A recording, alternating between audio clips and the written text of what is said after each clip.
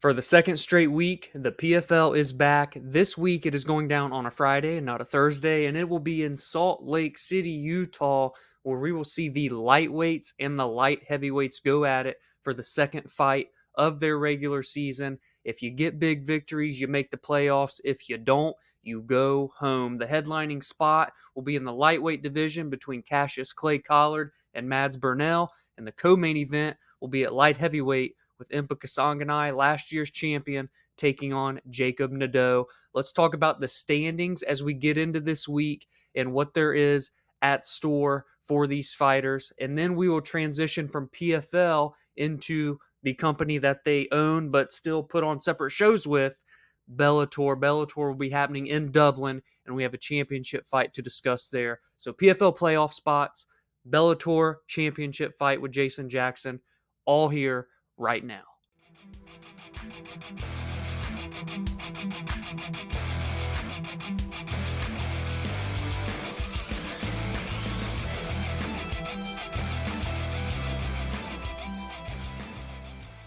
So first we will get into the lightweight rankings since Clay Collard, a lightweight, is at the top of the bill on Friday night for the PFL. So as we flash those here on screen, we will see that Michael Dufort out of Canada is actually in the first place spot with 5 points, followed by Clay Collard and Brent Primus also with 5 points. And rounding out the top four is Elvin Espinoza with 4 points. Those three guys with 5 all mean that they got second round finishes. They're just in order by how quickly they got them into the second round, and Elvin Espinoza got a third round finish. And then the other person that won but is on the outside looking in is Gadzhi Rabadanov. Clay Collard will not only be looking to get a victory in his main event slot this weekend, but make it back to the PFL playoffs and maybe, just maybe, a second consecutive crack at the PFL championship. We saw him fall last year in the finals to Olivier Aubin Mercier, who has retired since then, but that was OAM's back-to-back championship run in 2022 and 2023. No one could stop him during his time in the PFL, but now that he is gone, the lightweight division is wide open. The standings should show you just how open they are. This could be the year for Clay Collard, the most violent man in the company, to get the championship wrapped around his waist. And his opponent, Mads Burnell, a longtime Bellator veteran, was actually looking pretty solid in his fight with the first place fighter, Michael Dufort, in April before getting guillotine submitted in the second round just a minute and 3 seconds in. So he will look to bounce back, make it 3 of his last 4 fights as victories. He's going to need to not only win, but more than likely get a finish, and maybe even a pretty quick finish, to keep his hopes alive for the playoff spot. Bruno, Miranda, and Patricky Pitbull, number 8 versus number 9, they are taking on each other, right next to each other in the rankings, both from Brazil, and both needing not only a victory, but probably a finish. Again, as we look at the standings here, if you just assume that 2 of the 4 guys that are at the top 4 spots get at least a decision victory, they're going to be at 8 points automatically. Therefore, even if you get a quick 6, that is still not going to be enough. So they are going to need to get big finishes. All of these 4 or 5 fighters, with 0 points, and they're going to need to do that while hoping the other guys lose. Now, for what it's worth, there could be a spot up for grabs because Gadzhi Rabadanov and Elvin Espinoza are taking on each other. Both of those guys are rounding out those rankings at number 4 and number 5. We know Elvin got the third round finish in April. Gadzhi got a decision victory here. So the winner of that fight is not only more than likely in, but they're more than likely going to eliminate their counterpart from getting into the playoffs. In the first place, Michael Dufort will be taking on Adam Piccolotti. He is the guy who lost to Elvin Espinoza back in April in that third round. It was a brutal flying knee finish that got that victory for Espinoza. So Piccolotti, again, with 0 points, looking to make up ground. But to do that, he's going to have to beat the man in first place. And the final fight in the lightweight rankings will be Brent Primus and Solomon Renfro. Again, 2 fighters on the outside looking in, going to need big time performances. Both of those guys, Bellator veterans. Brent Primus been in title fights, if I'm not mistaken, for Bellator as well. Maybe even a champion dating back quite a few years. I know he's got big victories over the likes such as Michael Chandler. Those may have been in a championship spot. Don't quote me off the top of my head for failing you guys. I'm pretty sure that I'm right.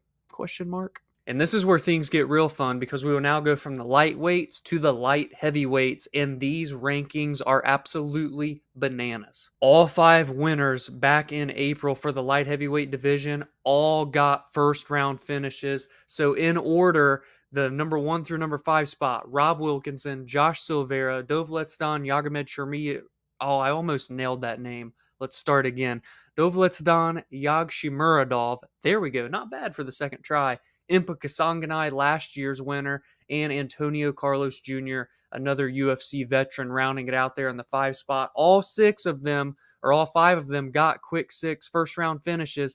It's just a matter of how quick they got them. Rob Wilkinson, the former champ, is at the top of the bill right now. Will the rankings hold true this week? Impa Kasanganay, last year's champion, got a victory over Adam Polizzi in April, a first-round victory, as we have already determined. He's taking on Jakob Nedoh, who lost to Dovletdzhan back in April in 2 minutes and 54 seconds. That was via TKO. Dovletdzhan, Yagshimuradov, who we just discussed as who beat Jakob Nedoh, I'm getting a bunch of names thrown at me at once. He's taking on Simon Biyong. Simon got submitted by shoeface Antonio Carlos Jr. just 26 seconds left in the first round, and prior to that, lost his final fight in Bellator as well back in May of 2023. First place versus second place. Rob Wilkinson is taking on Josh Silveira. Something's got to give in the top 2 spots of the light heavyweight rankings. Kind of strange that they did the matchups this way. They kind of gave Impa and Dovletdzhan guys that had already lost, but these two, Wilkinson versus Silveira, both tied with 6 points. Odds are the loser of that, based on how these guys were fighting back in April, is not going to make it into the playoffs because another light heavyweight is going to put their name in that hat. Antonio Carlos Jr. will look to get another PFL victory, this time over Alex Polizzi, secure his spot into the light heavyweight rankings. And rounding out the week at 205 pounds is Sadibou Sy, former PFL champion in the welterweight division, if I'm not mistaken. Let me fact check that. Yes, I was right. Sadibou Sy was the 2022 welterweight season winner, made it back to the championships last year, but for getting submitted by Magomedov in the 3rd round back in November. So since the PFL doesn't have a middleweight division, Sadibou Sy went from welterweight to light heavyweight. Could be one of the reasons why he got beat by Josh Silveira. To be fair, there was a finger injury in that fight that was kind of weird as well. So take with that what you will. Sadibou Sy, nevertheless, is fighting from behind the 8 ball, as is his opponent, Tom Breese. Tom Breese, the UFC veteran, is coming off of the loss in April to Rob Wilkinson. So both Sadibou Sy and Tom Breese are fighting each other, and the guys that beat them in April are fighting each other. Wilkinson versus Silveira, Breese versus Sy. 2 of those 4 fighters could make it in, and 2 could be going home. So give me your predictions in the comments below for the PFL lightweight rankings. Who's going to make it into the playoffs come August? And for the light heavyweights, let me know the same. Will we keep getting crazy first round finishes to really make these standings interesting at the end of the night on Friday? Or will it stay pretty straightforward and simple? We're going to have a clear-cut person come out of that division as the guy heading into the playoffs. Give me all your thoughts and everything in between. And now we will jump from the PFL to Bellator really quick because we have a title fight to discuss. Jason Jackson will look to defend for the first time his Bellator welterweight championship. The Bellator welterweight champion Jason Jackson has not lost a fight since October of 2019, 4.5 years since he last tasted defeat, an 8-fight win streak, and none more impressive than the last 2 because he went in to earn his Bellator welterweight title shot back in November at Bellator 301, and not only did he beat the then undefeated Yaroslav Amosov, he battered him until getting the finish 2 minutes and 8 seconds in to the 3rd round with a knockout. And what does he do? He backs that up with the first ever PFL versus Bellator champion versus champion card that happened in February, and he beat the brakes off of former PFL champion Ray Cooper III and finished him with leg kicks in the 2nd round, just 23 seconds in. Jason Jackson, one of the most elite welterweights, not only in Bellator, not only in PFL, in the sport of mixed martial arts right now, and he's in his prime at 33 years old, 18 wins, only 4 defeats to his name. As I've said, hasn't tasted defeat in nearly 5 years, but His first true title defense in Bellator will come against the undefeated Ramazan Kuramagomedov. Ramazan is 12-0 with 8 finishes, only 27 years old. And if you look back through his record here, he fought in the PFL back in 2018 and got a victory. He fought on Dana White Contender Series in 2019 and got a victory. He fought in Cage Fury Fighting. He fought in UAE Warriors. He fought in Eagle FC. And he is 2-0 since joining Bellator with 2 finishes, one in the first round over Jaleel Willis and another versus Randall Wallace last November with a second round submission. Now, to be fair, while he has the experience, he's fought in a lot of prominent organizations. This is a major step up in competition because Jason Jackson not only has been beating Ray Cooper, Yaroslav Amosov, but he beat Douglas Lima, he beat Paul Daly, he beat Neiman Gracie, he beat Vincent Henderson. He has fought far better competition over the past few years while Ramazan is still so young into this game at only 27 years old. Uphill battle for the undefeated 27-year-old, but if he can pull it off, he will remain undefeated and become the new welterweight champion of the world. Jason Jackson will look to defend his title and maybe throw his name in there as a top 5 welterweight across all promotions. Welterweight division is pretty stacked across the board in the PFL, in Bellator, and obviously in the UFC. So some people would like to have a word with that statement, but they can catch that word with Jason Jackson. We will also see the highly anticipated debut of a Mr. Paul Hughes. He will be in the co-main event spot of his first ever Bellator fight. This is happening in Dublin, Ireland, and if I'm not mistaken, Paul Hughes is from Belfast, Ireland, 11-1 with 8 finishes. Apparently, no age is given on Sherdog. Someone out there knows his age, but I know that he is a very young, high-octane prospect that a lot of people were talking about when he signed with Bellator. So they're giving him a huge spot. He is a Cage Warriors champion. Every single fight nearly in his career has been in the Cage Warriors promotion. We know how prominent that promotion is in European mixed martial arts and where those prospects from that promotion go.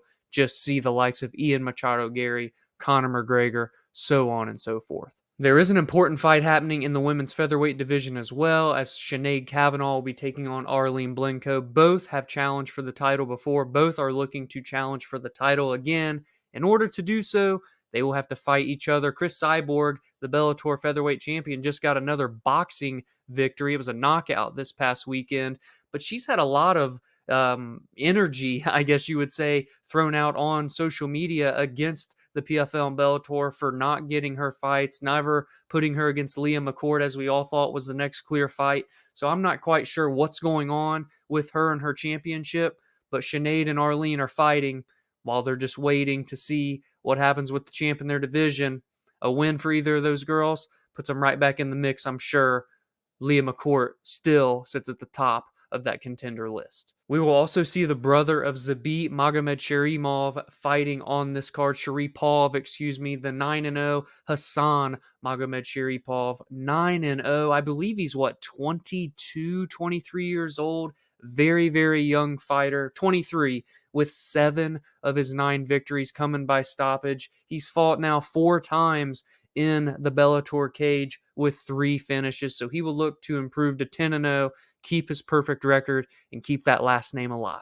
So give me all your predictions for the Bellator Dublin card in the comments below. Will we hear Ann Still with Jason Jackson as the welterweight champion, or will the undefeated prospect Ramazan Kuramagomedov get the biggest win of his career and get gold wrapped around his waist? Also, give me your thoughts and opinions on Paul Hughes. I'm not as familiar as some of you may be, so be sure to give me your details on him, what you think of him as a prospect as well. If you enjoyed this combination of PFL and Bellator, please be sure to drop a like and subscribe to the channel if you are new. Every single week, I will do previews on all of the biggest fights, going into the storylines and what is at stake in those bouts. I also recap the most meaningful results from every card and give my thoughts and opinions on MMA news and fight announcements. You can join the community on social media at the BAJ MMA and follow the show on your favorite podcast platform such as Spotify and Apple.